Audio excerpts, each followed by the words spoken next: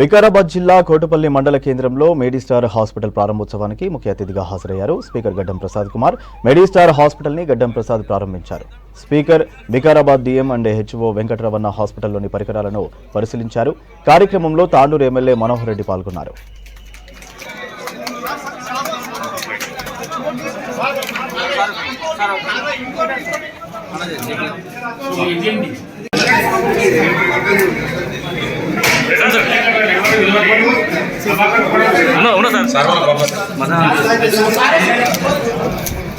మనసులో కట్ చేస్తాను sir.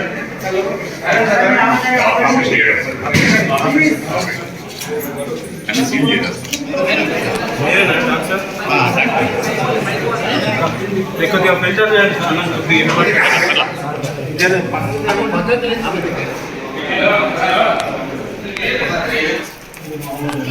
Sir single